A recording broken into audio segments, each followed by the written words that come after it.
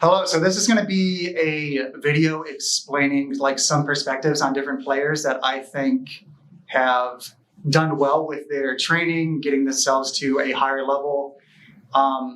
They'll explain their perspective in the game they play with how they handle their mentality, if they tilt, how they overcome that, how they get over different plateaus, and just basically train themselves, like daily routine. It's going to be a really relaxed, long conversation. I'll try to make it clipped as short as possible. But for the most part, we're going to be talking very loosely, kind of like a panel discussion. And I got four different players here from different games, shooters, Rocket League, Valorant, League of Legends, Rainbow Six, and they'll just explain their perspective from the game or other games that they've played and how they develop lessons as they've grown up with Esports-esque games. So we'll start off just introducing yourselves, the game you play, and just, what else should you say? The game you play. Don't say fun fact. Yeah, just your name, the game you play, how old you are, what you're studying here. We'll start with Jacob. My name is Jacob Clough. I play Siege, or Rainbow Six Siege. I'm a third-year pharmacy student. Yep. I'm Ryan Miller. I play Rocket League. I'm a sophomore marketing and PR major. I'm Austin McCoy. I play Valorant, and I'm a sophomore computer engineering student. My name is Kyle Teckington. I play League of Legends, and I'm a freshman computer science major. So I'll start off the questions kind of from the initial phases of, we can go even more initial. I gave these guys some prep questions, but I'm going to throw them off on this one. Most of you probably had, and as I'm talking and asking these questions, you guys can just pick it up, raise a hand and go, and then raise your hand instead of interrupting each other. Before you knew you wanted to get better at a game, before you knew you wanted to win, beat other people, win tournaments, be in tournaments, whatever, you were probably playing games with a mindset. Let's just talk about that mindset real quick. Do you need me to repeat it, anyone? No? Okay. Let's go first. I guess I will. All right. So, I guess for Rocket League, when I first started playing it, when it came out, it was more of just for fun. It wasn't I didn't think about competitive at all or anything. Back in 2015 when it came out, I was just playing with friends, having fun. And because it was a very hard game to learn, so I was just having fun with it. So that was the mindset. It wasn't really competing. It was more of just playing with friends, keeping it very chilled and relaxed. In that time period, did you have anyone to look at, or did you watch any pro or anything? No, not really. Was it just fun? Yeah, it was just fun. Can you think of the first time you started seeing people that were good and it was that impresses me? Probably 2017. It's 2 years after the game came out. Have it be worded kind of like the mindset you were in. So you're probably still having fun. Yeah. Learning the game enough, knowing that it's hard. Yeah. Knowing that, seeing how much you have to learn, you're probably liking it, right? Yeah. And then at some point you probably saw something that triggered you that's dope. I want to be good, right? Try to explain that vision. For Rocket League specifically, I think it was probably Squishy Muffins. He was releasing a lot of content, and he found the flip reset mechanic, and he did it in a pro game. And I was that's pretty cool. And so that's probably when I started to grind the gears a little bit and probably play more competitively. Okay, and I would say as we're going through this conversation, remember the story you're telling now. Okay. And you'll probably be able to add it into the stories we say later with the other questions. Okay. So who wants to go next? Initial question being what was it like? You were most likely playing for fun, and just explain that mindset, and then the flip of it could be more than fun. So I'd say that I've had a competitive mindset since I was 14 when I started getting really into Call of Duty. But I know before that, gaming was kind of just a casual way to pass time. So I'd play with my brother, and that was kind of more of a bonding experience. It was just fun stuff. And then I remember one time I played with my cousin. My cousin was competitive, and he had a competitive mindset when it came to Call of Duty. And he was just a beast when I played with him. And I saw that he was winning some tournaments. He was playing on Twitter tourneys. He was winning controllers. He was winning some money. And that's when the switch flipped that I really want to be like, get into that and be more serious about the game.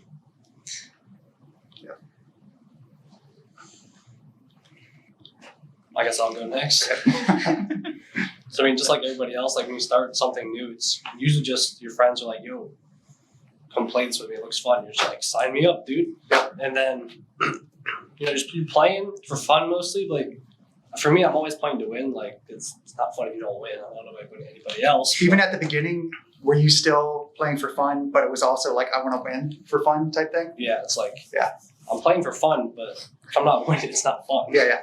So that's just how I went through playing League for the most part. I mean, I did that with a lot of other games like Fortnite, Rocket League. I never really played that many shooters, but would have been the same thing, I'm assuming, for that as well. Mhm. But then I got to the point where I would start watching the pro scene. So I'd watch LCK, so I'd watch Korea, and I would watch mostly Korea. But then I started watching the World Championships, and I don't think watching them by itself is what made me want to get good. It was watching them like go through like the emotions of like playing those tournaments and like winning that like reverse sweep or something. It's like I like just like seeing them go through that and like wanting to experience that myself is really what. Was it seeing them and seeing like their reaction and like how like maybe cool it was in that stadium? Or did the atmosphere have anything to do with it? Like the stadium, the audience, how grand it was? The atmosphere for sure did, but it's also just like, because I was thinking about like how much time they had to put in to get there, and just like seeing like or like feeling that being rewarded at the end Mhm. is like what I wanted to strive for. But then like also if you're not like the best at that thing, it's still kind of you feel like you're missing that something. Yeah.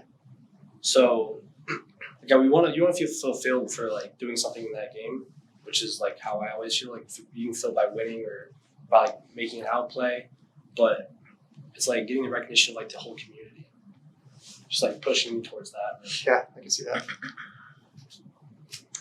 I started with Siege back in 2015 on day one.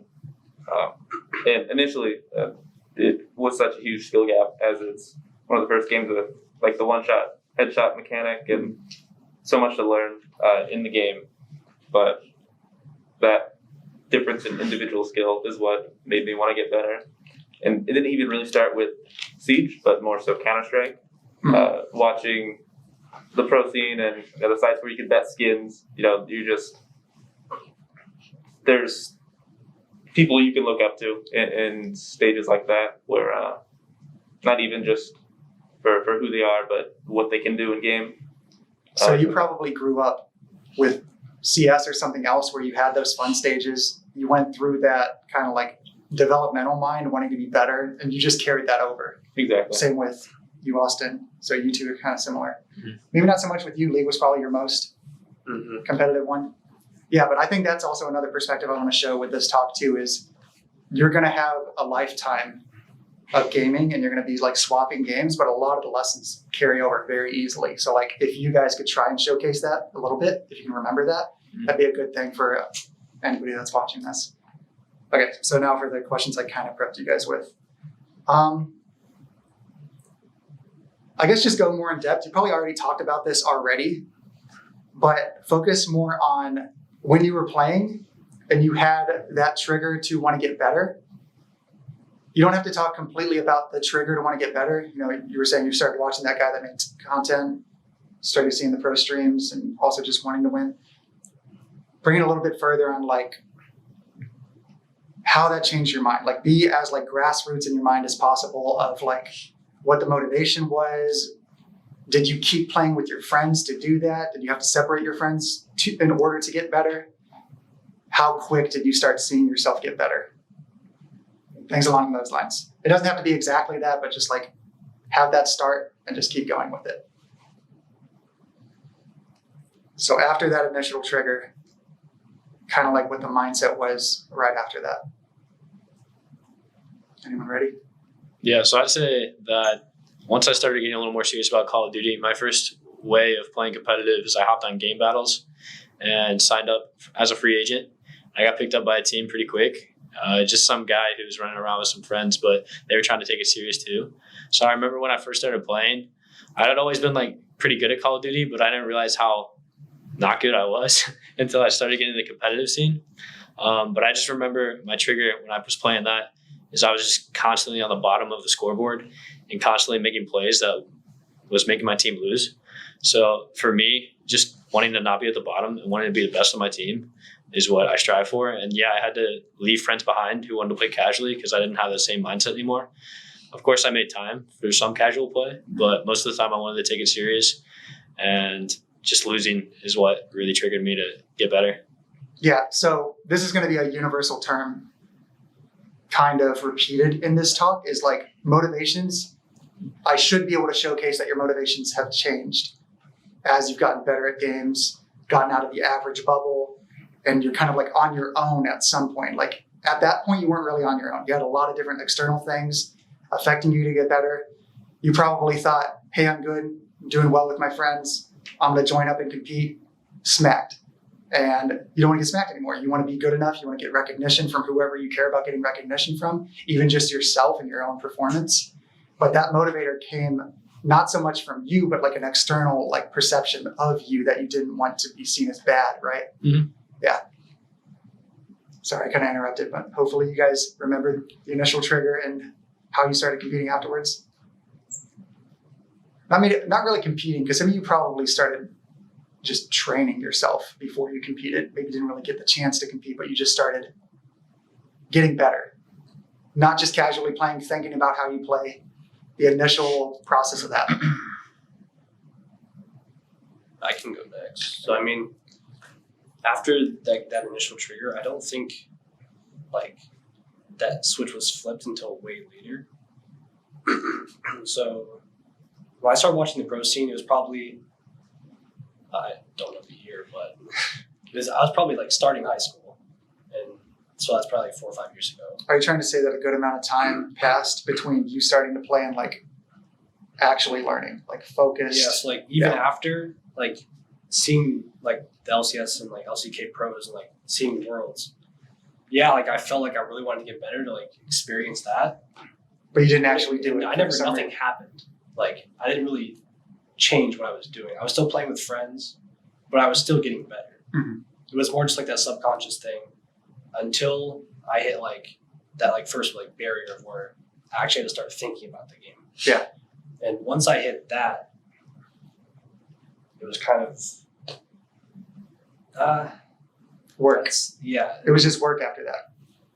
Because after that is where you just start thinking about, okay, I have to like stop playing with some like friends that I usually do, or like spend less time than usual with them. Mm-hmm. And I have to start actually like reviewing games and like seeing like what's making me worse than like X, or like what's like why am I not able to hit this mark? And I'm not sure why it took me like 4 or 5 years to do that. Well, there's some external stuff I could go into. Yeah. But I would like say playing soccer or something or whatever else. Playing soccer, and then I had 2 knee surgeries, and that's what really like drove me to hammer home on esports. Mm-hmm. And then that's really what started like pushing me towards really focusing, and that just kind of blew up from there. So I'm going to say some assumptions as you guys tell your stories. Go ahead and say like, yes, you're right. This is why you're right. No, you're wrong. This is why you're wrong. So when you were saying you had to like separate yourself from your friends, it's not so much that your friends will make you play at a different state, like at bad. Like one example could be your friends are at a lower state, so you're not going to get good practice practicing with them.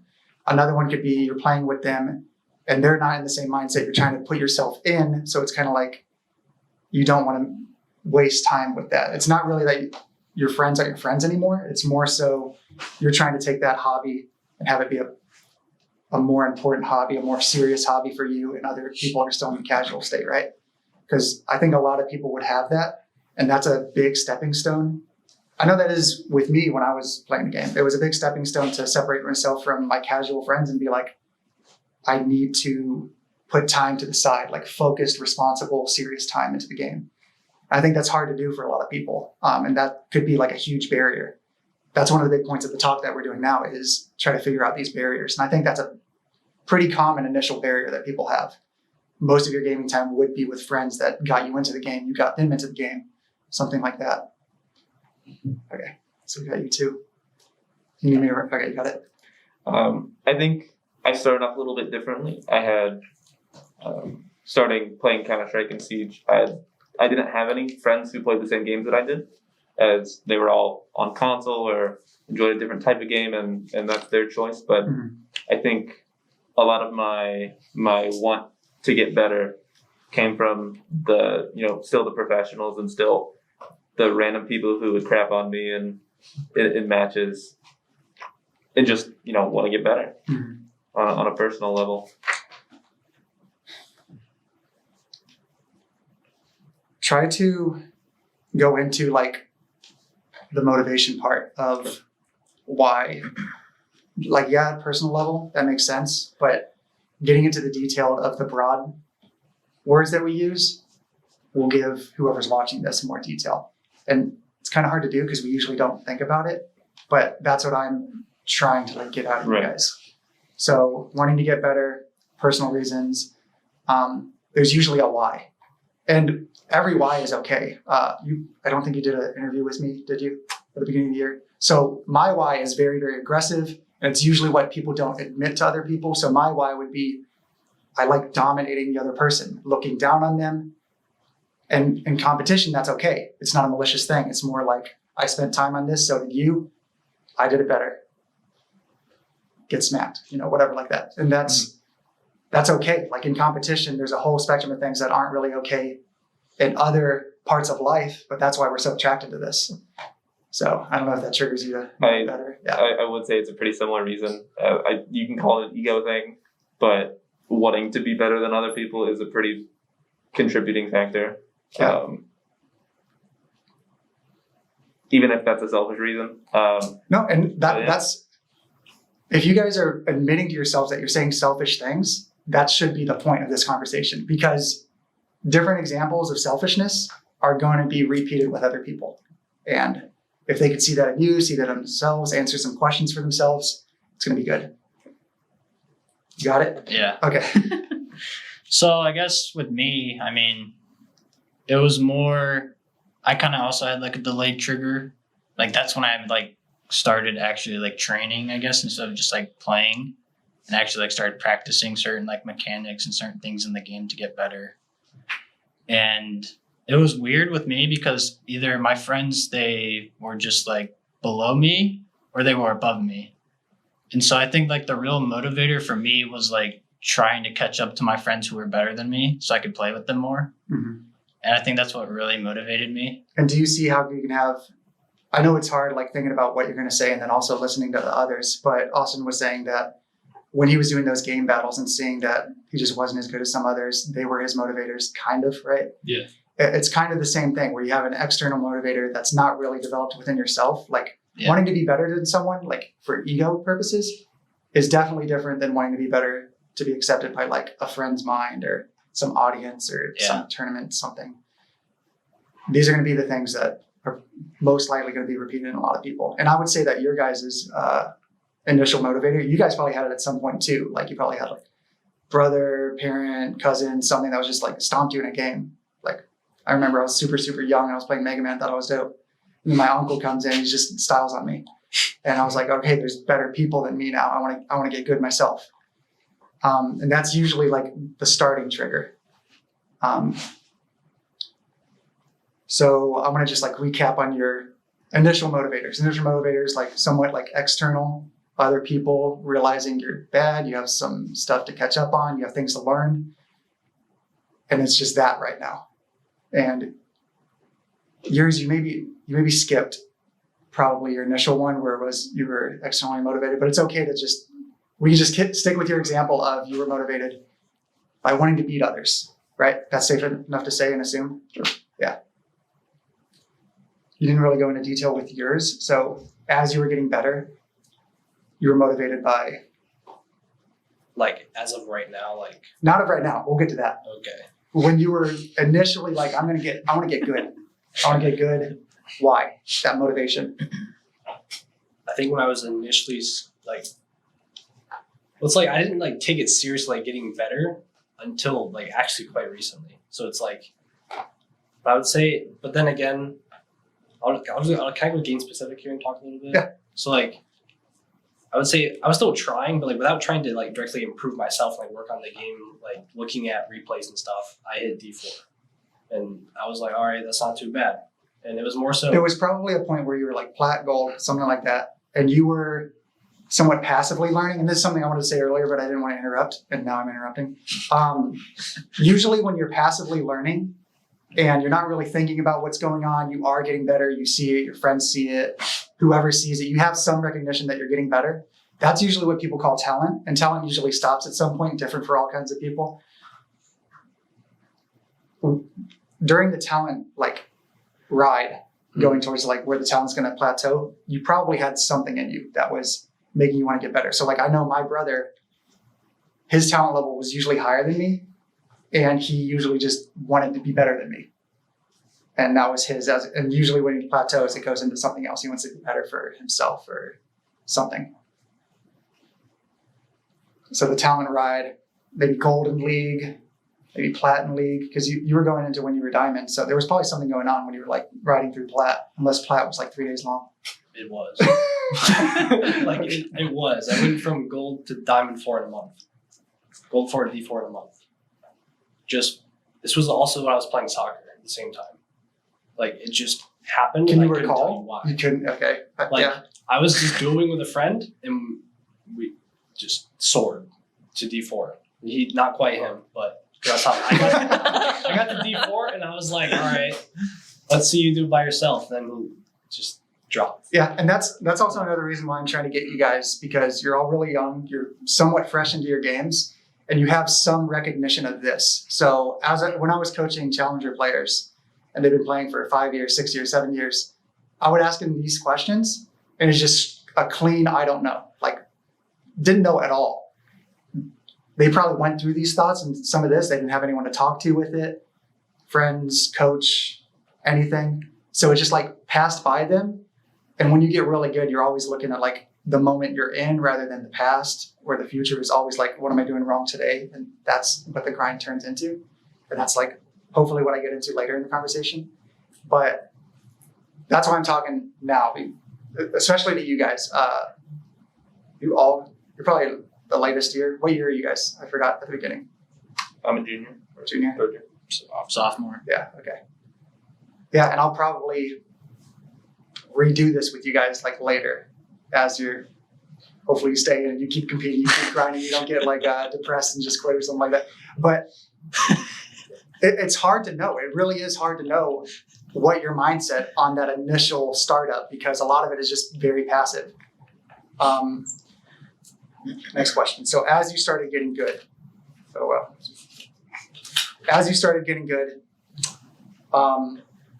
your motivation probably changed. You're probably, maybe it's recently, this semester, last semester, you're hitting more plateau points. It's getting harder and harder to know. Actually, before we get into this, try to go through like the routines of your day, of your week, of when you were hitting these lessons.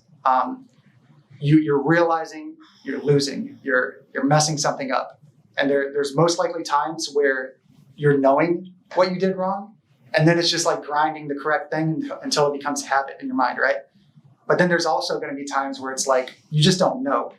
And maybe a coach tells you, a friend tells you, a teammate tells you, yes, it sounds right, but also it just doesn't sound like it's exactly it. Just talk about like that process as honest as possible. Does this all make sense? Okay. Who's first? I mean, I can start. Yep. So when I got to D4, that's when I kind of hit that like out of like just the skill level and actually had to start trying and like figuring out, okay, like what makes me different? Why am I worse than like these people who are higher than me? And basically, that's when I started actually watching pros to see what the difference was. That's what I was comparing to, really. I would more so just watch like the first 10 minutes of the game and just like spot the difference. But also you have to take into account you can't go too broad there. You have to just like. But you knew there was something going wrong with you. Yeah. You didn't know specifically. I knew I was worse. That's about it. But before you started seeing the answer in like a VOD or a stream or something like that, you just knew you were doing something wrong. Yeah. Or you just assumed because you are losing. Mm-hmm. Okay. I want to like tap into that. That's something a lot of people skip. Tons and tons of people skip. They will lose in a game. And how often were you losing these games and wanting to blame your support, wanting to blame your jungler, wanting to blame anyone in your game? How often was that? That was me all throughout the game until I hit Diamond 4. And then I kept doing that, and I was like, maybe it's not them. Yeah, and this also, like, with you starting to say, I'm starting to develop myself, I'm going to do a little bit more, I'm going to have to think harder, that being your Diamond 4 level, and then going on to how you stop blaming people at around that level too, it goes to show, like, this starts to be when you have to be self-reflective and accountable, and you're the reason for your own progress type thing, right? Mm-hmm. Even though you're in a game with 5 people, 3 people, 5 people, it's very easy to feel good about yourself while blaming others, but you're going to stagnate with that. I think there's going to be a repeating thing that all of you might see, and what a lot of people watching would be like, yeah, could be right. Hopefully they trust that, because you guys could be examples of that. Hopefully that when you do blame others, you're using that energy that you could be using to be like, all right, that energy was what told you I'm messing up. What am I messing up on? What am I going to look at to see maybe examples or mind triggers of how I can fix it, right? Mm-hmm. This is all like good assumptions with what you said. Yeah. Do you want to keep going? Yeah, so I mean, I can talk about like currently. So like when I'm playing my solo queue games now, it's like my mindset is always, And tell me your rank now. I'm GM right now as it is. Mhm. And when I'm playing, it's just kind of like, I'm never thinking about like my teammates or the enemy team and like, are they better than me? Are they worse than me? Like, are they making mistakes? Man, that's like that. I'm doing that, but just not to the point where it's like affecting me solely. Yeah, let me pause you with that. But you are very aware and how to play with them. Yeah, like Yes. I'm taking into account like what they're all doing and like how to play around them and like if the enemy makes a mistake, but I'm not being like, oh, they made a mistake. They're, you know? Yeah. It's just like you're just thinking. Sorry, I don't know if it's- It's okay. but I think when you're at kind of like your peak rank, you have to take into account more of like if anything goes wrong in the game that you were a part of, you have to think about what could you have done to have made that go well. And the last case scenario is where you should arrive at it wasn't my fault or I couldn't have fixed it. It's hard to talk about because like I didn't really have like a passive stage in Valorant, and I don't really remember the switch in Call of Duty. Yeah, I mean, you can just be like, the only thing I could talk about is Fortnite, to be honest with you. yeah, and I'm sure like Fortnite, in my opinion, would be a way more mechanically heavy game than Call of Duty. So there probably was like a time where you're like grinding your building or something like that. Like you probably developed a routine, right? Yeah. This is like the initial stages of like the routine and getting better and stuff like that. Yeah. So I'd say in Fortnite, I just played it casually at first. Everybody did. Then I want to start getting a little more serious about it. I learned how to do simple mechanics with builds and edits. But then I reached a point where I knew how to do a lot of stuff, but I didn't know how to do a lot of stuff consistently. So I started building a routine where I would go into creative and grind out builds and edits. And I would grind some aiming courses and stuff like that. So there definitely was a moment where the passive grind stopped, and then I really started to critique my own gameplay. I went into creative and I'd spend hours editing. I'd go watch streamers and see how they're playing in games and how to rotate and stuff like that. So, And was the motivation still maybe doing tournaments, maybe you're just playing and not winning? Was it still like being good enough to someone else's eyes, or have you had a switch yet? I was definitely the best player out of like my friend group. But I just wasn't good enough for myself, I think, at that point. So that's usually when that switch happens. Because when I talk about this motivational competitive drive that people have, it very often starts off with like a friend, a brother, uncle, whatever. And you just don't really know why you would. If you were put in like a vacuum and it's like, get better, and you're just there on your own, that's probably where you were starting to hit it then. And for you saying myself, that's probably like a trigger to where your motivation's coming from. Like self-reflection, you want to be the best you can be, even if there's some external factor to it. So you're accepted by like somebody, the community, something. the motivator and the grind and the responsibility asset is more so I'm looking at myself, very internal.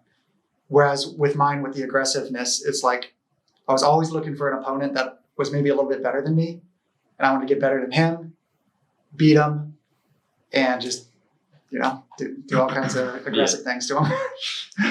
Yeah, that sounds bad, but that's the normal being aggressive and showboating type thing. That was me. Probably wasn't you. Yeah, no. Because you were probably like really self-reflecting. You'd probably like do well, nothing really triggers.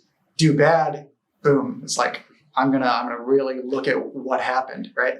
Yeah. So I mean, I would literally go and create it by myself, not have anybody near me, not talking to anybody, and then I'd be doing an edit saying I want to do 5 triple edits, and then I'd hit 5, and I'm like I'm going 10, and then 15. So I mean, it was very internal. What It was never would good you enough say for like the myself. time frame is with this? Like Over months? Weeks? it's hard to say because I feel like in Fortnite I never reached where I wanted to be. Like I think in Valorant skill wise I'm at a higher level in the community than I was in Fortnite. Go ahead and talk about like the lessons you took from your Fortnite grind and your Fortnite routine and how you placed it into Valorant, and explain why and how you got into Valorant here, because it's also the reason why I brought you into the talk. So explain that. Okay, so how I got into Valorant, I had some friends on the Valorant team. Actually, the first person I started playing Fortnite with at the college was on the Valorant team. So I was told by one of my high school friends who was an incoming freshman this past year. He played Valorant and wanted me to play with him. And I wasn't too into it because it was keyboard and mouse and I had always played controller. So I knew it would be a really, really big switch. And even in Fortnite, I thought about switching to keyboard and mouse because it's supposed to be better. But And how long ago was that? when I wanted to switch to keyboard and mouse in Fortnite, When you did switch, yeah. Because Valorant's not when really I did your switch role to right Valorant, yeah. So I switched to Valorant in September of 2020. now. And So that's also when you swapped from yeah, controller to Yeah. first time keyboard and mouse. yeah. I right? played CS:GO a little bit on the side, but nothing to be good enough. I mean, so yeah, I switched to Valorant, and then I think when I switched to Valorant, it kind of went back to my initial motivation of how I was just constantly at the bottom of the leaderboard. Kind of how I started with Call of Duty, just because it almost felt like completely new species of game.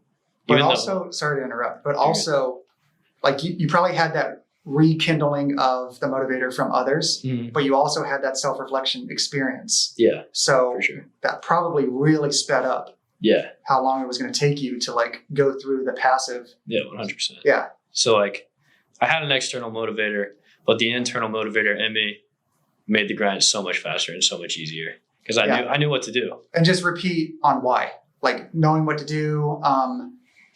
Just go into like detail, because someone watching that I know what you're talking about. These guys probably know what you're talking about. Mhm. We're all nodding our head like, Yeah. makes sense. Yeah, I know what you're Yeah. talking about. But there's going to be tons of people that just don't, and that's what we're making this for. So go into stupid detail, like literally feel stupid saying it, and not to say anything towards the audience, but it's just like at the state that you're in when you're passive and not really being responsible. It's someone that's very responsible, doing routines, self-reflecting, external reflecting.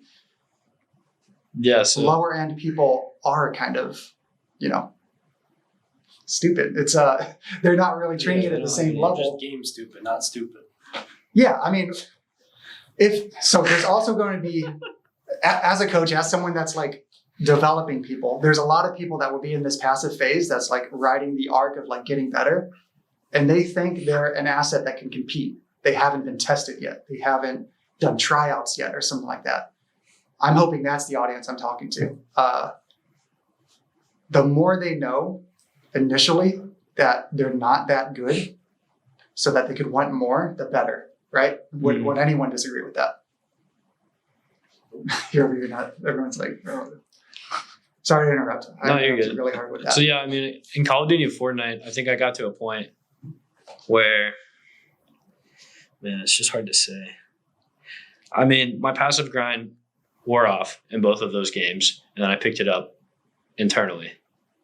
Then I switched to Valorant, and it was kind of weird because I had some external motivations just because I was tired of losing. But internally, I knew exactly what to do and how to get better. Your first week, what did you do? My first week, I knew going on the keyboard and mouse that my mechanics were going to be terrible. I want to have good movement and I want to have good aim. So instantly, before I even opened Valorant, I started practicing aim labs, just constantly practicing aim. Did you know or someone told you? Well, Brandon told me at the time. So we had an assistant coach that told me to grind that, and I knew kind of from my friends that that was a good way to get. And I'm sure someone else would have told you too. But the point is, you already knew it's okay to be vulnerable. Mm-hmm. It can be bad. You can ask the question. You can get a faster answer rather than trying to you're gonna get on YouTube and find something, and maybe it won't be as good of an answer as what you're getting from someone close by, like coach. Yeah, and I had no time to sit around and figure it out, guess how to get better at the game either, because I started in September and I told myself I was going to be on the varsity team next semester. Mm-hmm. So I gave myself that's only one break. Yeah, so I gave myself 3-4 months to go from literally gold 2 to immortal top 5,000 in the game. So I had no time to waste, and so the practice I did needed to be as efficient as possible.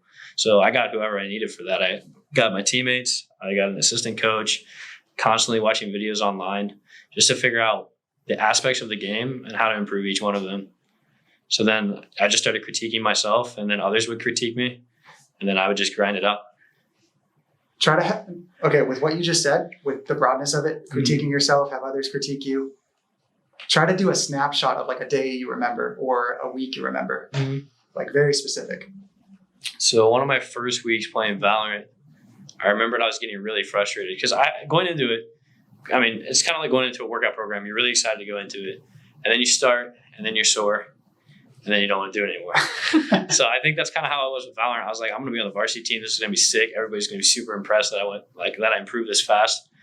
And then a couple weeks in, I still couldn't aim, and I was still losing gunfights. And I remember telling my teammate Sean, I was like, dude, this game would be so much easier if I could just aim at people. So, I mean, that was one of those days that I was just down. I was like, there's no way I'm like, Sean, literally, if I'm on your team, we're not going to win anything.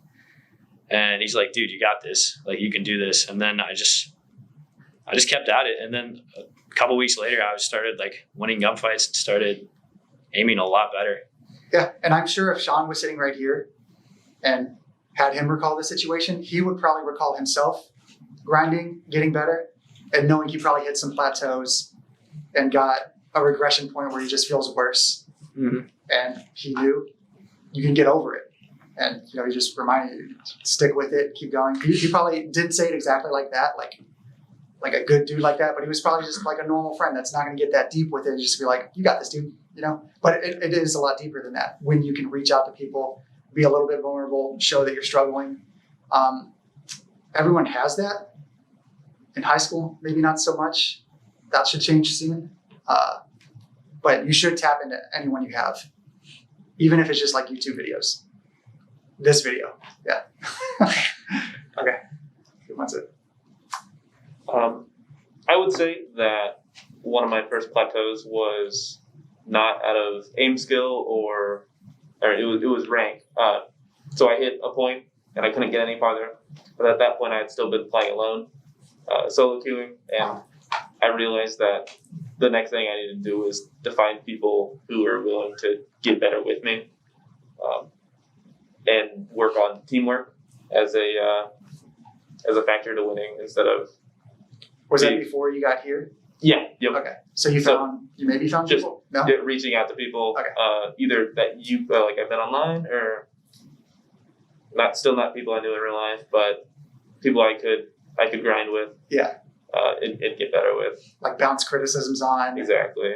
People say, you'll get through it, or I know it's hard, or they're in the same struggle you are, or something like that. Yeah. Exactly. Because up to that point, I hadn't had anyone to critique me in any way. It was rather just talking game that could possibly push me to get better, but obviously not as So try to tap into. This is maybe a year and a half, maybe 2 years ago, something like that. I'm assuming. I'd say 2016, 2017. Oh, that's a while ago. Okay, Right. never mind. Game's been out for a while. Maybe you can tap into this. Not sure. But when you started getting into those groups and having those critique conversations, Sure. and maybe some kind of routine, some kind of review or something, try to day in a life of that. The same way I asked Dawson, try to get more specific with it, because it's really easy to understand. You found a group of guys that were going to criticize you. Right. But getting more specific with it tells someone that maybe doesn't know what that feels like, what they should be looking for, and what worked for you, right? Right. Just a group of myself and 4 others just play ranked over and over. You'd win some, you'd lose some. You play against people who are even Siege's at that point was a smaller community. You play against professionals, and you get shit on by them. Yeah. And I think that's one of the draws of the game too, is that the people you can look up to are on the same level as you, but they put themselves out there a little bit more. Yeah. Made connections and got themselves recognition. So it still sounds like when you were playing ranked grinding, yes, you probably had a little bit more conversation that could go on. Right. And it sounds like, I'm assuming here, you can tell me if I'm wrong, it sounds like you were still just kind of like passively getting better with a group of people, so it was just that much easier. Right. But there probably is still a point where it was like heavier looks, like better angles. I don't know too much about Siege, but you could probably fill in the blanks for me.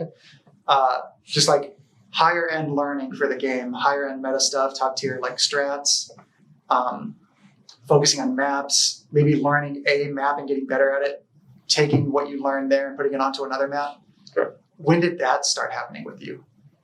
As the community got bigger, there were so in Siege specifically, I think that half the game is map knowledge versus gun skill, and knowing things that people don't is what can get Fills you that away. gap. Exactly. You can survive off of just aim, but you'll be destroyed by someone who just knows a little bit more than you. Yeah. So it's kind of like saying macro and micro play, which goes into effect of a lot of these games as well. Kind of. Micro could be the shooting, macro could be the map learning. Exactly. So watching and learning from pillars of the community would get you better. So I'm trying to fill in your timeline. So it was like 2017, 2018, you're starting to play ranked more. Right. What would you say your rank is? At that point, I was probably low plat. Now, as you played that out, you probably did play that out till you hit a peak, some plateau, Right. group plateau or something like that. And then there was probably something else. Different year, not playing with the team anymore, some difference that you did with your grind. Can you tap into that and know when it happened, like when that next level came up? Because it still does sound like, and I think you're agreeing with me, when you were playing ranked with those 5 static people, it was almost like reaching that talent point again. Mm-hmm. More passive, maybe not VOD reviewing strictly, maybe developing small strats kind of passively, but there most likely was a different level where you had to like pinpoint more specific things. You had to look harder within yourself, within like a pro or something, right? Sure. Okay. Try to think when that happened.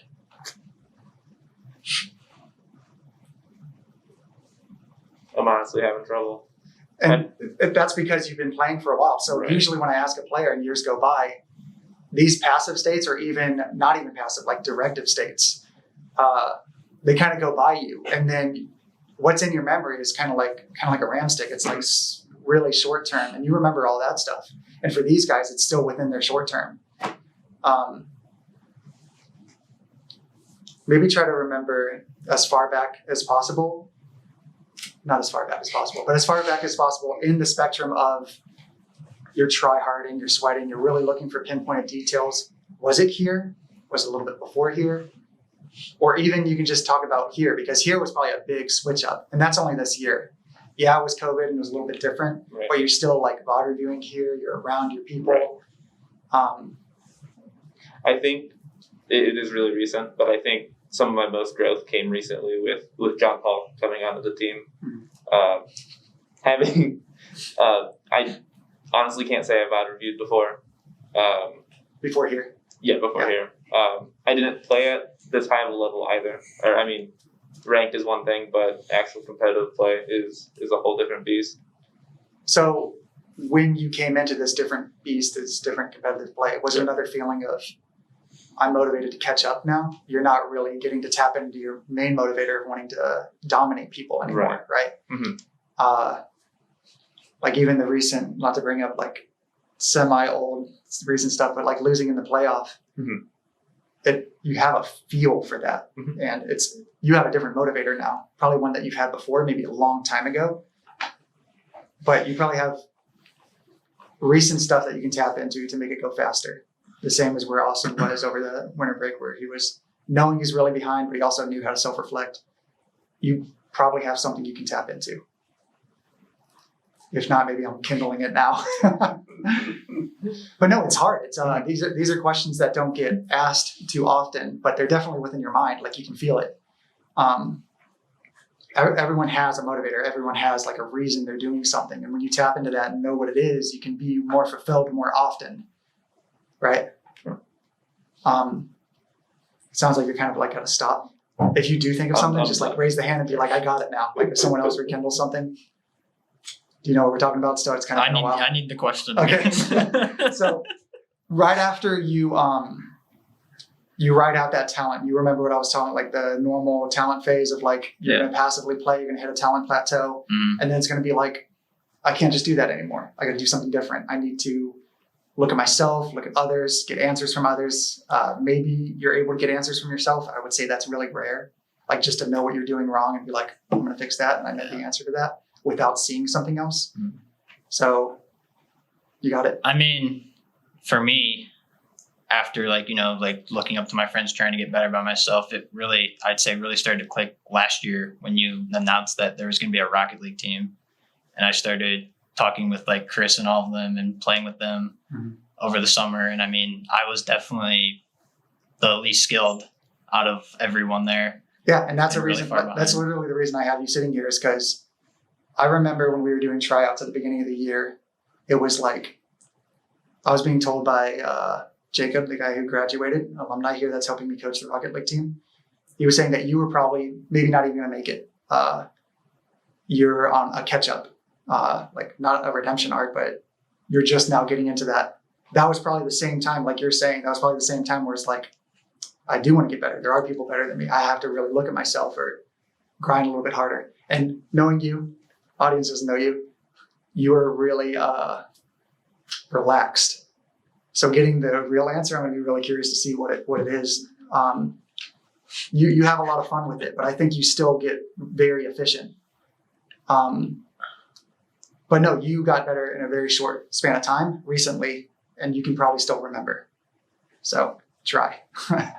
Well, yeah, but before that, like in the summer, like I like going through tryouts, I was just happy to be there, honestly. Yeah, but it's like that's still a motivator. No, yeah. You get to see a better structured thing to it. You have people next to you, camaraderie, more of a purpose. You can play for a different entity like the school or someone else watching, friends, whatever. The stream sounds dope. And I mean, like once I started like actually like once we got to campus and started like practicing and playing, I mean, I would put in like tons and tons of hours because I knew how far behind I was, and I knew if like I needed to like catch up and like get better, and I would just like grind free play in Rocket League, which is just like basically you can like work on whatever you want by yourself. Yeah. Can you go into the specifics like I've asked everyone? Like grind is broad, going to free play broad.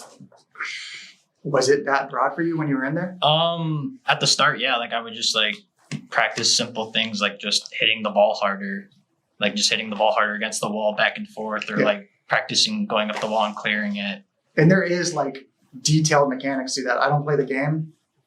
Others probably don't play the game as well. There's going to be people here too, but I say it's similar to like a fighting game where you're like getting a really specific amount of mechanics put into like a thing you're trying to do, hit the ball harder.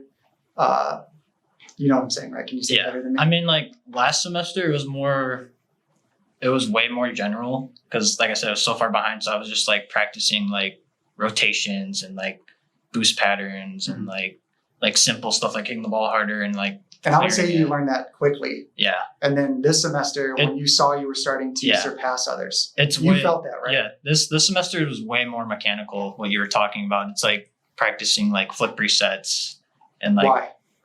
To use in game or just to precision your mechanics? Yeah. It helps like not even like learning a flip reset, like a specific mechanic. like not to even use it, just to like it'll help you like in all other areas of like just like card control in general in the air and like decision making quickly and just like speed You of just play. get better control because Yeah. you're practicing something harder. Yeah. So the easier things become that much easier. Yeah. How often are you trying to do a flip reset in a game? In a game. Yeah. I mean, if I've got open space, Let's say a pressured game, a game you want to win. Because it could be a ranked game and you're like, all right, I'm going to go for it. But a game where you're trying to rely on mechanics you have. if it's open, I'm going for it. If I have the space and time to do it, I'm probably going to attempt it if I'm close to the goal. Now in free play, how often are you hitting the flip reset with, what is it, Bacchus mod, where you're just able to like line it up and do it over and over again? I'd say 5 out of 10. I'd say like 60, 70% of the time. So Now when you were hitting it 20% of the time, like I think another trap, and I'm trying to like repeat traps that happen to people. You get something once, you'd be like, I have it. And then you use it. And you try to use it like in a game or a ranked game or something like that. And then it just doesn't work, but you know that you have it because you've done it before. Yeah. And then you like try it. It doesn't sound like you got trapped by that. You wanted to get more accurate. No, I mean, I would just go into free play and practice it for hours. Just like throw on a podcast, listen to music, and just do it over and over and over. Okay. So outside of the details of what you did to practice, I don't know if you'll be able to say this. I don't know if I can even say it, but I definitely, you're sitting on the desk for a reason because I saw a different level of effort. I saw a different level of seriousness that you were putting in than the others. Even like some of the others were better than you. You passed them up. They kind of like the game more than you. I know you love the game, like, but some of them, they like live by the game, and you don't really portray that, but you portray like the love for getting better. Yeah. What do you think the difference is? Like between me and them, or Yeah, you could, because that's a real example. You can grab that and make it easier for you to answer. I mean, Because they still grind in free play. They still try to get better, but for some reason you are passing them up. I think No question. They wouldn't question it. I think you'd be humble and be like, you would be humble and say like, I don't really think that's happening. I just love the game or something like that. But that's happening. I guess mentality and But get specific. yeah, specific I with mean, like I would definitely say I come from a very relaxed gaming background. I mean, like I played like FIFA and NHL growing up, and so like there's only so much you can do competitively in like an EA game. it. Yeah. And so like, and like even like I play a lot of Call of Duty too. Like, but like I mean I don't play to lose obviously, but like I'm not like grinding. Like it's a very casual game for me, and like I kind of like have the same mindset even when I am grinding in Rocket League. Like I don't like I'm very relaxed, calm, and I don't let little things like bug me. Like if like I'm messing up, I'm like, okay, I just got to keep doing it, got to keep practicing, and eventually I'll get it down and get better. Here's another assumption point I could have, and I was hoping I get into this. And it's what I said at the beginning. As people are getting better at something, there's usually the initial phase. We talked about that, like the middle phase where you start to realize how you tick, what you're going to use, like specifically to make yourself better, how you feel about it and whatnot. There's also going to be when you're going like into the upper echelon of yourself and also the competitors and just getting better at the game, like higher levels, top 5%, top 1%. It becomes very different in terms of how you benchmark yourself. And I think what you're saying is an ideal that I hear over and over again from pros in all kinds of games and from sports psychologists, coaches. It's very, very hard to take yourself out of the past and present of what you're doing, or not past and present, past and future of what you're doing. So future, you're benchmarking yourself, you're setting an expectation for what you want. And it's very frustrating when someone doesn't hit that. Now, in the past, you will have expectations that you did hit. You grinded something, it took you a week to overcome it. You grinded something, it took you months to overcome it. You know a pattern, and you're trying to tap into that pattern because that's your history and your experience. But I think you're just maybe not lucky. Maybe you're like like an idiot savant or something like that. But you're tapping into this current thing just because of how relaxed you are. I think you're passively in this very good spot of you're staying in the present almost always. Like Yeah. it's always, I know what I'm doing today. I know what I'm trying to learn. You're benchmarking yourself like on the day. And if you are like seeing how good you're becoming, it doesn't really matter because all that really matters is what you're working on and how motivated you can be on that day, how much energy you can put into it. And I tap into this a lot when I talk to you guys. It may sound familiar where you can only do so much focused play in a day. You'll be really focused and then your brain goes to mush and it's like you start playing at like a passive level. But if you can take that focused play and bring it into your passive play, that's where it becomes habit. So like you doing a certain mechanic that you're really, really focusing on and an hour into it, you're not focused anymore. But if you're still hitting it like 8 out of 10 times compared to when you were focused, you started off at like 5 or 6 out of 10 times, that's where it becomes habit. And being able to do that with your brain off is good because this is also something that sports psychologists talk about. In a competitive match, when the pressure's on, you don't get to put more focus in on that day. There's nothing you can tap into that's going to make you better that day. So like if someone's going to make you grind for 12 hours before practice to teach you something, or grind for 12 hours before a big match to teach you something you don't have, probably not going to stick. What matters is the 4 or 5 months before that, because your habits are going to be what comes out in a competitive match. Does this make sense? Yeah. So what I wanted to get into is with you guys, I think you guys are entering into a state where you need to kind of let go of, I'm very much assuming with you, and I think I don't have to assume as hard with you. I think I may be a little bit more correct.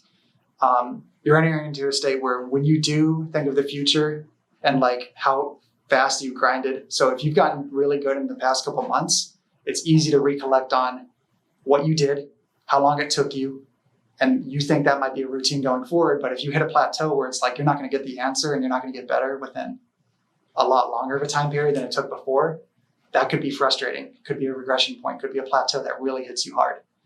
But if you are able to stay how Ryan is with always looking at what you're doing that day, I think that's the next level that is very hard to tap into. It takes a lot of discipline. It takes always tapping into the motivation you know you have and hitting that to where you get, I don't know, like dopamine or something going in your body where it just feels good for what you're doing that day.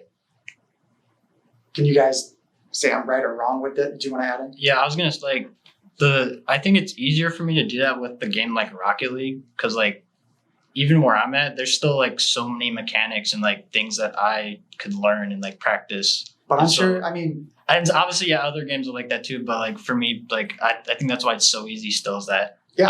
I'm still so far behind. Like I'm not even close to like the pro scene or like even like top in the college scene. yeah, So- you're talking about like just pure mechanics, Yeah. car control, ball control, Yeah. your hit, your touch, all of that stuff.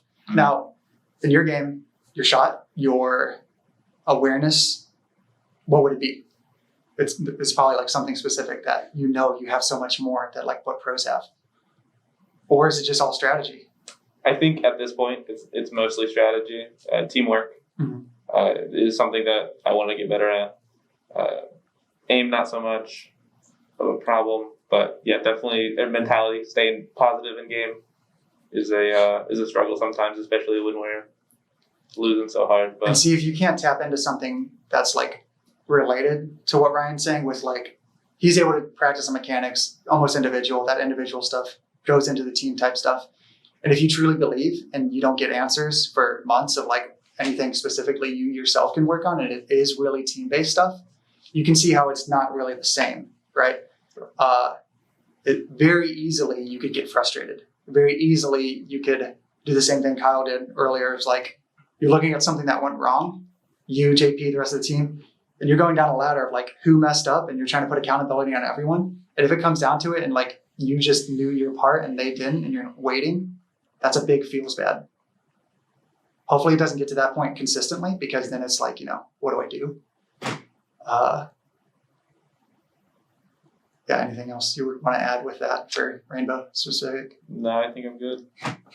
Would you want to say I'm correct with you with you, especially with you going from like September to now, how much you've gotten better, and then now you're like, there's hard teams you're playing, very hard teams you're playing. Yeah. I mean, And now it's like, if you are going to get better, tapping into it is different. yeah. you might not know the answers of what to tap into. Yeah, Um, I'd say it's harder with a game like Valorant since it's so dynamic and there's so many different abilities and scenarios. Like with Fortnite, I could go in and practice my edits, and that was pretty clear cut. Same thing with Rocket League. I think you can go in and practice a mechanic specific, but a Valorant is really hard. I mean, because you go in to practice a mechanic, there's only so many ways you can practice it without actually playing the game. So then when you get into the game, then you have to communicate with your teammates, and then other things kind of distract you from what you're really focusing on. So, I mean, if I said right now what I would have to improve the most, it'd probably be aim. There's a clear difference between my aim and a pro's aim. That's obviously not the only gap, but that's the most noticeable one probably. Since it's a lot of teamwork and it depends on your team, how you strategize when it comes to that. So individually, I'd probably practice aim. But yeah, we are playing hard teams. I mean, we're playing tier 1, tier 2 pros. I mean, we literally played Virginia Tech the other day, and one of their players was in a game with Shazam, which just won Masters. I mean, so it's really hard playing against these guys, but we're doing our best. So, would you agree with, just to tap in with the conversation I was having, your different plateau points that you were hitting in the past and how fast that was, and like your short-term knowledge of how quick that could be? It's probably a very different hit now. yeah. You can't see the problem that fast. You can't have the answer that fast. And it's frustrating. And I think there's a really easy carryover because I know over break when you were trying to go from like D1 into Masters, you were really looking to me to like player coach you. And I've never gotten something. So when I got into coaching, I was just coaching challengers, boom, like straight into it. Like I didn't really know how to develop a player. And I don't think I did much to develop you, but even just having someone to bounce ideas off of and try to find something kind of helps you answer those really hard things to pinpoint. Because as you're going up the skill curve of getting better at a game, the first one's really easy. The next like 50, 60, somewhat easy. They get harder as you go on. But when you get towards the top, you're playing pros, top 1% type stuff, it gets very, very hard to know, because you can watch yourself and you can see yourself doing almost the same things. Right? Yeah. Could you just go into that? Because I think, not to put like a tier list of it, but I think you're really close to same skill level as like a pro. So it's very, very hard to see what it is you can like that next level, right?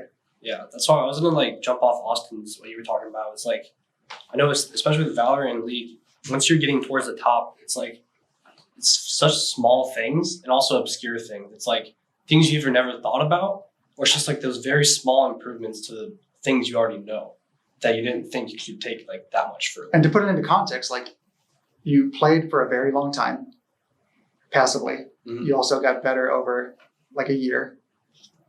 And there's still things like right now that are like obscure you didn't know, right? Yeah. Things that you can like tap into or you can habitualize still. Yeah. But it just took a long time to find it.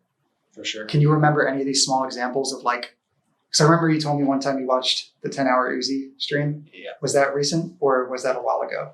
And that was over winter break, so like a few So months maybe ago. that was like something you saw. Just try to tap into like a specific thing, because there might be people watching this that are like pretty high up. They could be like, does anyone know leagues ranks? So Diamond 3 would be probably still Diamond 3. Is like 4 like higher or lower? It goes Diamond 4, 3, 2, 1. Okay. What would be in Valorant? I think it'd still be Diamond because there's challengers and then GM. Which is the same as Immortal and Radiant. Immortal. What would it be with? Yeah, it's probably about. I would say it's like mid Grand Champ, like Grand Champ. It goes 1, 2, 3, right? Yeah. So it'd be like Grand Champ 2, 3-ish would be what Diamond 3 is over here. And I know yours is very different. So is Challenger like top 500 or how does It's top 3. Yeah, it's around 300. 300? Okay, so that'd be champion in Siege, and then there's Diamond below that, and then So he's hovering right below Champion, is gotcha. what it sounds like. And that would be, GM is like 500. Yeah. 500, then like up to 300. So it gets just more and more obscure. I don't know if I let you talk yet with Nope. The specific sorry. The specific example of like when you found this like really minute thing, but it made a change. Mm-hmm. And it's so hard to find that now. Yeah. Okay.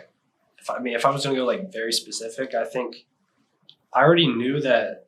I mean, am I just going like very specific to this game? You can talk about the game, Right. and you guys can try to bring up something in your game too if you think of something like really small, like the most advanced thing you got tapped into. So I play ADC, and in lane, I think a lot of low rank people just think, oh, as long as I'm getting to late game safely or like getting to mid game without dying, like that's good. But when I started getting better at the game, when I started hitting D1, I was like, okay, like I started to like pressure the other laner, like make them make mistakes, make them have to like play just to survive instead of having them like to just be surviving like without even trying. Yeah. Like that's like what pushed me up to D1, I think, for the most part, because I was already confident in like my team fighting. But then when I watched Uzi for like 10 hours straight, you start noticing patterns of these people. And even if you watch your own games, you start noticing patterns of why certain things are happening that you couldn't pinpoint in a fixture or something of your own. Mm-hmm. And It's kind of like being able to watch it in slow motion as compared to in the game. It's like it's too fast for you to get the data. yeah, so after watching Uzi's VODs, I could see he's a lot more aggressive when it comes to like punishing these laners like on last hits or just for any simple mistake they make like position wise. And I was like, I'm lacking that completely. Like then I go back and watch one of my games and I see the exact same scenario play out and I just sit there. You miss an And opportunity. I don't like take advantage of the other person's mistake, but they don't think they made a mistake. Yeah. but- So and then go into. So when you see that, it's not like you see it and you fix it. You see it and you start like in your focused play. You know I'm going to be more aggressive per every CS, and there'll be a certain amount of time during the day you can focus on that, and then you're playing more brain off time, grind time, and maybe you notice you're doing it more. Day 6 of trying, day 7 of trying it, and then it becomes habitualized. Is it habitualized now, or still working on it? I would say it's better than it was, but I'm not. It's a hard thing to master. It's definitely a hard thing to master when you have to take into account all of these other aspects of the game. But as long as you're putting in that time to like focus on that skill itself, eventually you will get to the point where it just happens without even thinking about it. Okay. I wouldn't say I'm there, but it's like when you get like such a high level, you just have to keep putting in the time until you're. I wouldn't say you're happy with it, but until you're seeing the results maybe as well that come with it. Mm-hmm. Yeah, and that's when I would say, you can agree or disagree, when you're seeing the results is when you're just like playing and you're not really focusing. Maybe you're on an alt or something like that, and an alt that caught up to your rank almost. Or maybe even on your main. You're seeing yourself do it without thinking about it. That's when you see results, right? I would say I see results. It's more so when I'm actually just checking, like reviewing a VOD of myself. Because like, But you are doing it naturally, or you're just thinking about it, like the VOD you're watching, the game you were in, you're thinking about it. are we talking about that? I'm talking about like if it's already a habit, but Okay, so like yeah. if I'm I think we're thinking talking about about the it, same thing, sorry. if I'm thinking about doing it, like I'll notice it in game, like, oh, like I did a good job there punishing them on that minion or something. But then I don't think you really notice when it becomes habit until you just randomly see yourself doing it in game. Like let's Yeah, say you and that's moved what I on was trying to say. Yeah, let's say you moved on to a different skill you're working on. Exactly. And then you're like reviewing yourself playing, and you're like, oh, I was But practicing you still, that last okay, week. so another thing you just said there, you moved on to a different skill. Yeah. What made you move on to a different skill? Because you just made it sound like you overcame the one skill you're trying to learn, but you didn't acknowledge that you learned it and you're already moving on to a different skill. You probably did already acknowledge that you learned the pressuring thing, you're going to learn something else. Or if it's just like a different part of the game and you're learning some other different part of the game skill. If I were to say personally, I honestly don't think I've ever like gone, oh, like check that off the list.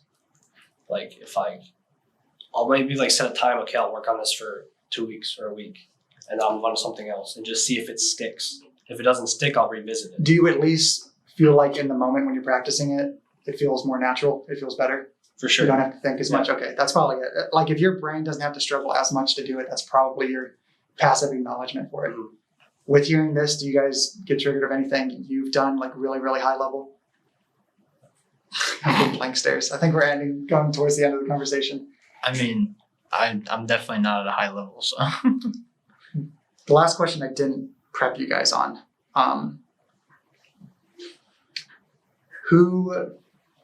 So everyone kind of knows what their motivator is, why they're playing, why they want to get better.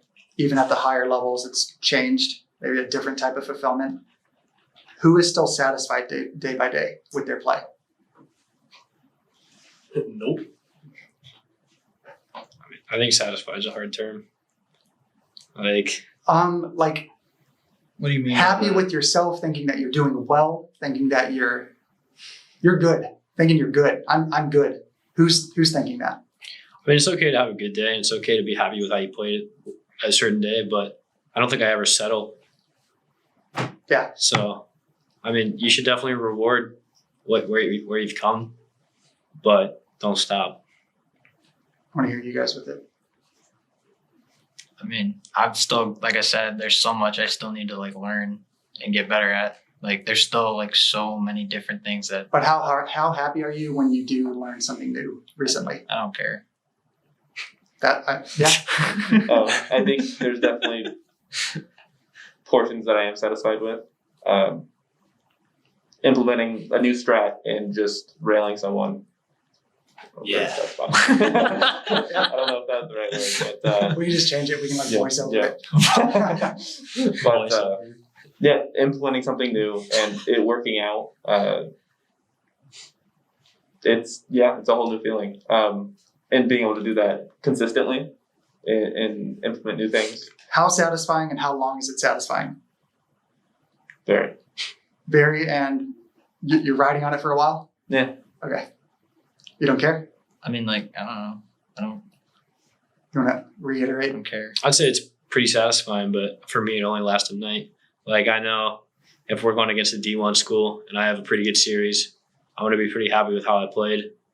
But once the next day comes, I'm back to the grind. Do you want to? I saw some head shakes, but put some Yeah, words to I it. mean, I'd say like when it comes to learning a new skill, I'm more of like it's about time. Like, Yeah. Can I try to outside. answer for you? yeah, You just say yes or no. sure. I think you've either directly or passively trained yourself to not be satisfied almost at all. You don't want to give yourself the luxury. I don't remember the last time I was like felt satisfied, like playing league. Like I enjoy playing it. Don't get me wrong. And like you got GM recently. Yeah. I don't think it was that satisfying. No. Okay, so what I wanted to tap in with that, and I think it's a very real thing. Like I've seen, before I came here, I only knew very, very, very high tier players, like top one ladder, people that went on to big teams like Team Liquid, COG, 100 Thieves, stuff like that. This is the most common. Very, like I haven't seen otherwise at all.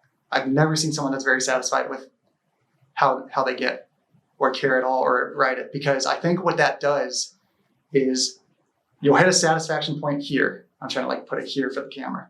You hit a satisfaction point here, and your turnover to being able to start grinding another skill, if you ride that satisfaction for a while, the effort right here isn't that, you don't have that much effort. You're complacent, you're a little bit stagnant, you are happy until someone gives it to you. And then it's probably like a reset or something like that. That would be like the next thing that I think you guys are on that come up with is it's a very exhausting life. People like to talk about it's a huge sacrifice to your life to make yourself become this way. I'm not telling you to become this way, but it's to hit those different levels. The thing I see with everybody is you have to sacrifice a portion of enjoyment. So what I want to say now is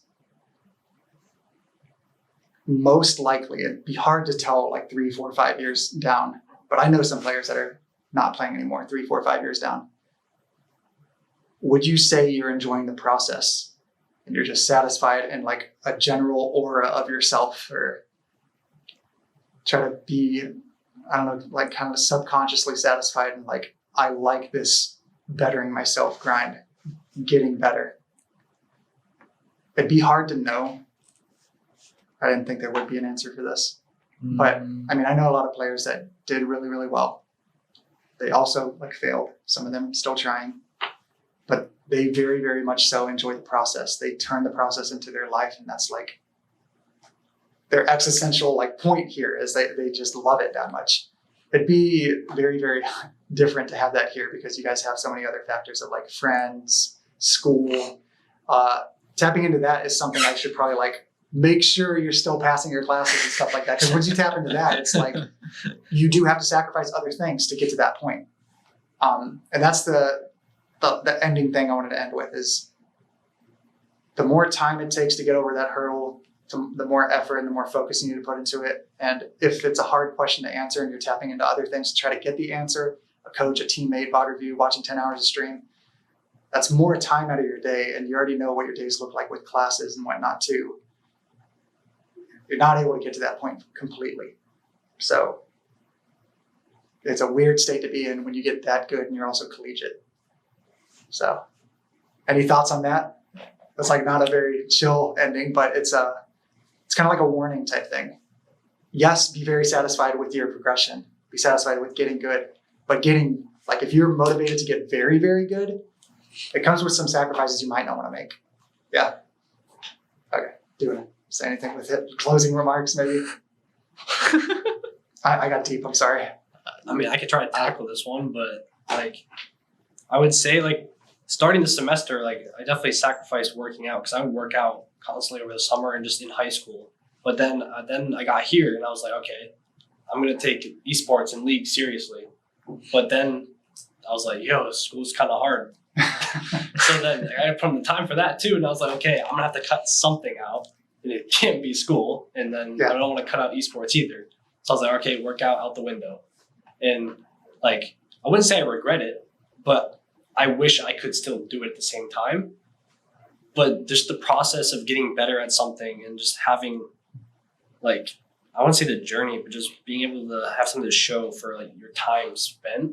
Like, it could be the same thing for someone who just enjoys working out. I think it is the journey. I think you maybe don't want to sound too vulnerable saying that, but it probably is the journey. But the thing is, most people that see that journey is yourself and maybe a coach or a teammate. That's pretty much the only people that see it. So it's kind of like you're kind of alone in that journey.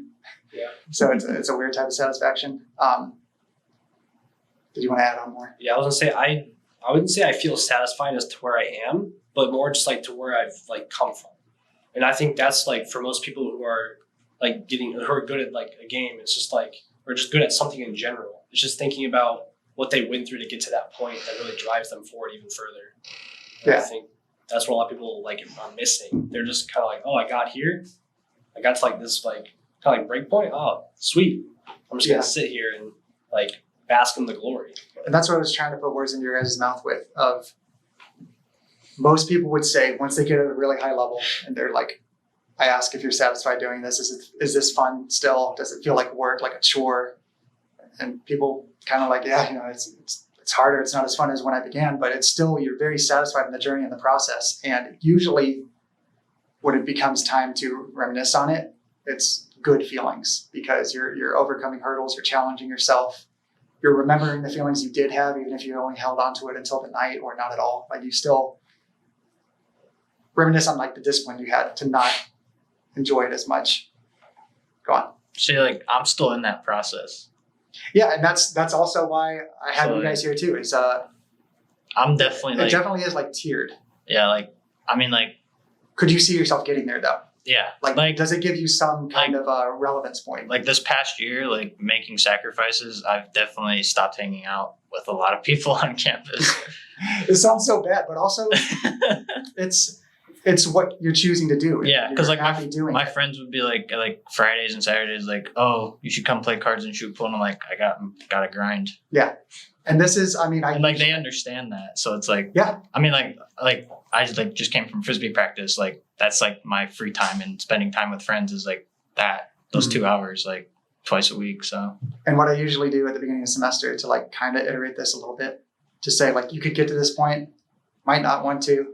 Is I usually have people watch the movie Whiplash, where it's literally about a drummer that's like sacrificing everything to get really, really good. Mm-hmm. And people recognize that movie as like the playbook for getting very, very good at something.